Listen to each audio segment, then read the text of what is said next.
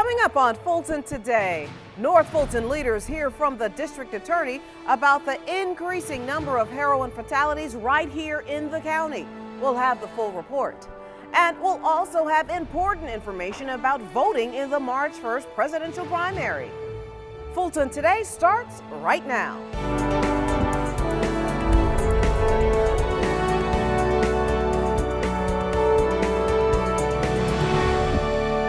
Welcome to Fulton Today, everyone. I'm SHAUNYA CHAVIS-RUCKER. North Fulton community and civic leaders want to know what they can do to help address the heroin epidemic right in their very own backyards. The Fulton County District Attorney presented the chamber with the facts, including the alarming number of heroin fatalities. FGTV's Priscilla Ortega has our story. SHAUNYA, this was the latest stop on Paul Howard's campaign to inform the public about just how bad this problem is. This time, he went to Johns Creek. I think that is what we have in our county. We've got a brief opportunity to maybe try to bring this problem to an end. District Attorney Paul Howard told members of the Johns Creek Chamber of Commerce that heroin-related overdoses and deaths continue to rise in Fulton County, and in particular in North Fulton and northern suburbs, where about 53% of those deaths occurred. My 26-year-old son is one of the 52 deaths in Fulton County last year. I found him the morning of April 4th. He passed during the night. DA Howard says the fatalities will continue to grow unless something is done. One of the suggestions that we discussed is distributing Narcan, which is a drug used to revive people from overdoses, distributing that drug to police departments, fire departments, and first responders. Civic leaders gathered for a luncheon at St. Benedict's Catholic Church to hear how they can help stop this problem from getting worse. Whether you see it in your day-to-day life, you're paying taxes to help combat the problem, and it raises the cost of law enforcement, and it's one of those costs that we just can't say no, we're not going to fund. We have to fund it to keep our community healthy. The county started tackling the heroin issue head-on last summer with the drug marketplace intervention. Program organizers gathered 19 alleged drug users and gave them the opportunity to participate in a federal rehab program. The next phase of the program involved demolishing several homes on English Avenue known for housing drug deals. The task force vows to continue these public information sessions to make sure this problem does not get even more out of hand. Reporting for FGTV, I'm Priscilla Ortega. Meanwhile, anti-human trafficking organizations take their campaign straight to the state capitol. Now, supporters, advocates, and victims all gathered at the historic freight depot before heading to the capitol to lobby for their cause. FGTV's Felicia has this story. The scene at the historic freight depot was like a giant pep rally. Say it. All right, now. The focus? To gather support for the Safe Harbor Fund that will help victims and survivors of human trafficking and sexual exploitation. Youth Spark and its partners, Street Grace and Wellspring Living, along with victims from across the state, talked about the importance of the fight. 20 years ago, I became a victim of commercial sexual exploitation as a 16-year-old teenager. Today I stand before you not only a survivor leader, but an ally in this fight to ending human trafficking. Personal stories along with statistics show how important the fight is. According to a Youth Spark study, about 28,000 men pay for sex with adolescent females each year in Georgia. How can it be that pimps on the street are selling not just young girls and young boys, but they're selling women on the streets? It's a misdemeanor. It's a tap on the wrist. It's the cost of doing business. It's the cost of their capital. They're people that they're selling in bondage. So what this bill does is it elevates it from a high and aggravated misdemeanor to a felony conviction. That's a good thing. Last year, the Georgia legislature passed a bill to establish a safe harbor for exploited children called Rachel's Law.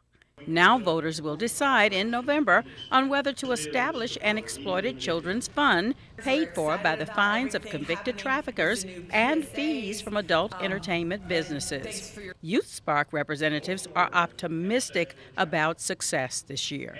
Safe Harbor Bill, Rachel's Law, passed last year, and what that does is it really protects any child from ever being treated like a criminal, and it makes sure that they have access to services. But we all know that having access to services and being able to pay for those services may be a little tough, especially for victims. But the ballot resolution, SR 7, is actually going to be that piece that will make sure that all victims get the services. So they really go hand in hand, and we really just need everybody in here. I mean, you can feel the energy in the room.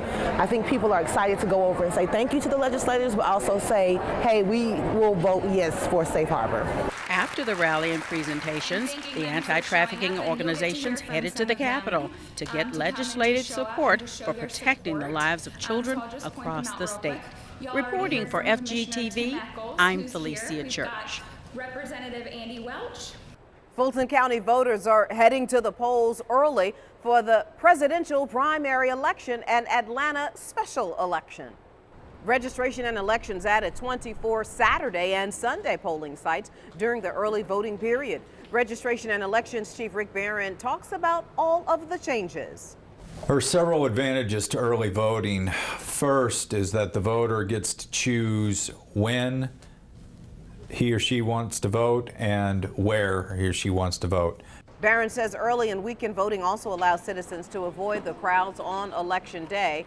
If you did not take advantage of early voting, you will have to cast your ballot at your assigned precinct on Election Day, March 1st. Fulton residents over the age of 50 can get help with their tax filing for free. Fulton County has partnered with AARP to offer the free tax assistance for seniors at the Benson, Bowden, and Darnell multipurpose facilities. Now, seniors have to bring necessary documents like last year's tax return, the W-2 form, and the Social Security verification form. Although taxes aren't due until April 15th, AARP suggests that you avoid the rush and file the taxes now. There's absolutely no charge for our service. If any person goes to a professional tax preparer, a commercial tax preparer, generally the fee can actually absorb the refund due. And it's a shame because usually these returns can be completed in 10 or 15 minutes. They're very simple. It's a very good thing for seniors because it's so convenient for us not to have to go downtown, but just to be here at the center, and it's also at no cost by the seniors because we really appreciate that. Walk-ins are accepted at the Benson facility, which will offer the assistance on Monday and Wednesday from 10 a.m. to 2 p.m. But residents must make an appointment to get assistance at the Bowden and Darnell centers. The times and dates vary, so give them a call to schedule an appointment. The numbers are right there on your screen. Well, it is that time of year for residents to sign up for the ever-popular Fulton County Citizens University. The 12-week program offers interactive courses on how your government works. Students get to tour county facilities and departments, take part in public safety exercises, and even go behind the scenes with FGTV and the county communications team. Citizens University is a 12-week program. Some of the programs that will be involved or that constituents can learn more about are fire, police, tax assessors, just to name a couple. Hundreds of citizens have graduated from the program since it was started in 2004. If you'd like to be a part of the 2016 class, please call 404-612-8300. And still to come, seniors try to learn how to operate their mobile devices. It's a part of our district by district coverage next.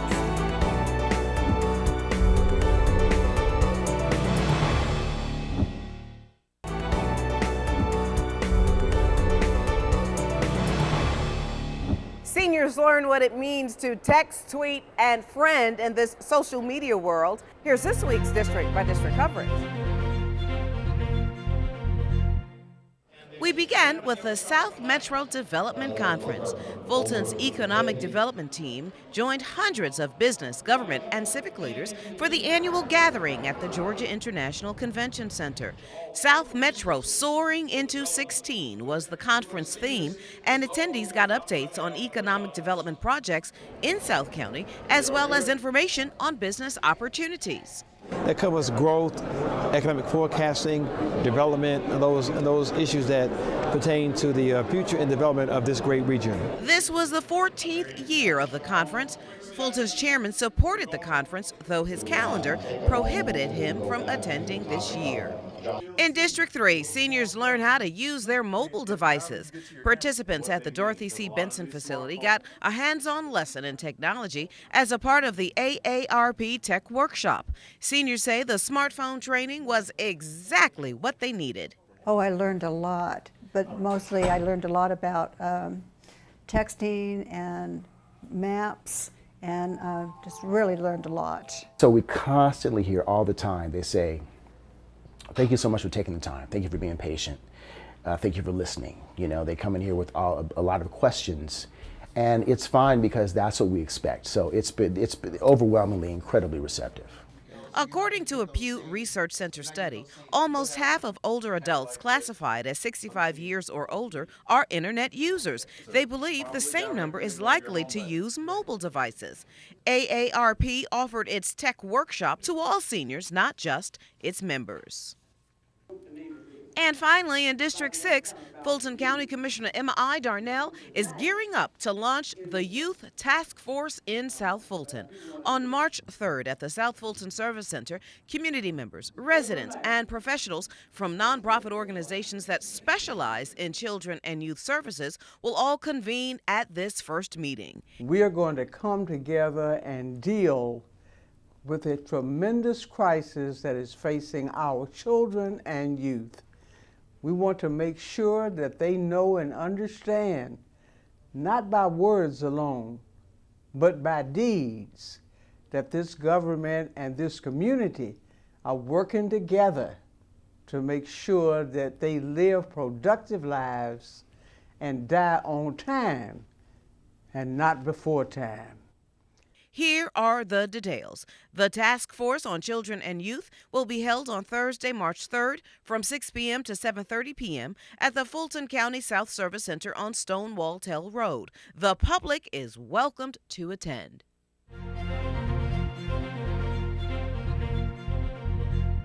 Now, you can catch more of your commissioners at work all this week with a rebroadcast of the Board of Commissioners meeting right here on FGTV. And when we come back, new initiatives for teens in the fight against HPV and cancer. Stay with us.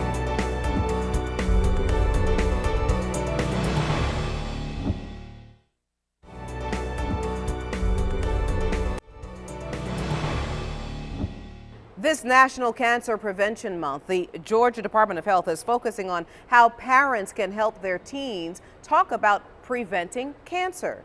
Georgia GOSEER is with Fulton County's Health and Wellness Department. Georgia, always good to see you. Welcome back to Fulton Today. Hi, SHAUNYA. Thank you for having me. So we're talking about parents talking to their children about HPV and how it relates to cancer. Tell us about that. HPV, or human papillomavirus, is one of the most common sexually transmitted diseases known to man in America. It affects about 80 million people here in the United States, and it can cause cancer of the vagina, vulva, penis, the anus, the mouth, and the throat. It can also cause vaginal and penile warts. As it progresses, it does cause cancer. And Georgia, who should be getting the HPV vaccine? HPV vaccine is an excellent vaccine that is devised to be given to people young aged from about 9 years old to 26 years old. It has more effect when it's given to preteens and teenagers, which is why we offer it to them. Somewhere in the lifetime of most American citizens, we are going to contract the HPV disease. The HPV vaccine helps to prevent about 9 of these. There are still quite a lot others that can cause infection. And can county residents get this vaccine through the county services? Yes, they can, and they can also receive it through private providers. And now there are vaccines offered at your local pharmacies. So it's quite prevalent and it's available everywhere for medical providers. And Georgia, give us your final thoughts on this particular topic. HPV is so common that it affects, and it has affected, at least 80 million Americans this day. Every year, there are at least 14 million new cases of HPV. Of those 14 million, there are about 4,000 females especially that will be affected by the cancer germ that is from the HPV virus. 7,000 males are affected as well every year as a result of HPV virus. Georgia GOSEER with the county's Health and Wellness Department. Always great information. Thanks again. Good to see you. Thanks again for having me. Now, if you want more information on the HPV vaccine, you can call the Fulton County Health and Wellness Team at 404-612-1211. As we recently shared with you, county health officials launched a number of new programs. One of them is the HIV Rapid Entry Clinic. Now, this clinic will allow people who test positive for HIV to be seen by a doctor and on medication within 72 hours. This is a radical change in the way we approach HIV, trying to get people on medications and get their viral load undetectable immediately instead of waiting what could be 1 or 2 months in some cases to get people on medications. Health officials say HIV treatment involves medicines that can control the virus to allow patients to live a longer, healthier life. The medications also reduce the risk of transferring the virus to others. Now, the county is now offering an HIV test to everyone who comes to a Fulton County Health Center, no matter what they come in for originally. If you want more information, call 404-613-4708. Fulton's Aging and Youth Team is working to prevent one of the leading causes of death for seniors. A group gathered at the Dorothy C. Senior Multipurpose Facility for a discussion on fall prevention and balance. Organizers say falls are the cause of the most injuries and deaths for people over 65. As you age, you can have pain issues or illnesses, neurological diseases like Parkinson's disease, which can change how you walk. Just leading a sedentary lifestyle, you can have changes to your strength, your posture, and your balance, and these can all make you more at risk to fall. After the discussion, organizers held free screenings to see which participants are most at risk for falls. I didn't realize that feet played such a role. Balance I knew was associated with posture and things such as this. Medications, of course, I knew about, but I think it was the lower strength, the lower body strength that I hadn't thought about. According to the Centers for Disease Control and Prevention, each year 2.5 million older people are treated at a hospital because of a fall. Health officials say an older person who falls and hits their head should see their doctor right away to make sure that they do not have a brain injury. And still to come, details on the 2016 concert season at the Wolf Creek Amphitheater. Stay with us.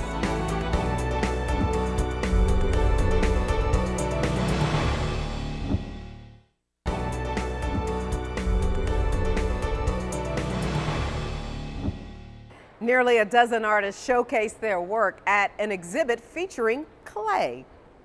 The Abernathy Art Center is hosting its second annual Clay Review.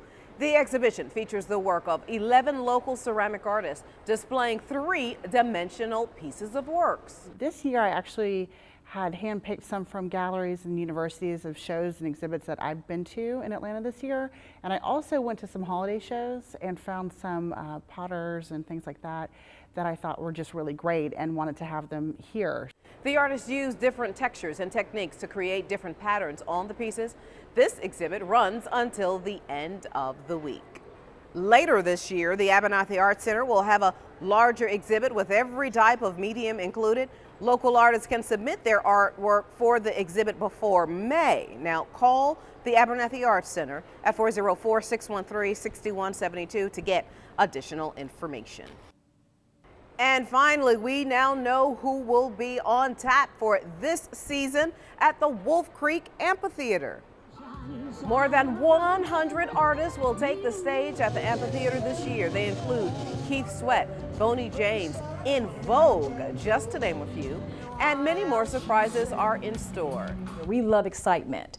So with that, new genres will be added, and a very new one that you'll be very surprised to hear about. Genres that have already performed at Wolf Creek include jazz, blues, old school, and reggae. Learn more information about just who's coming by going to the wolfcreekamphitheater.com website. And before we go, our reminder that we'd like to connect with you online. Check us out on Facebook, Twitter, Instagram, and of course, anytime on our YouTube channel. Well, that does it for this edition of Fulton Today. I'm Shaunya CHAVIS-RUCKER. Thank you so much for watching. Join us each week for news around and about Fulton County.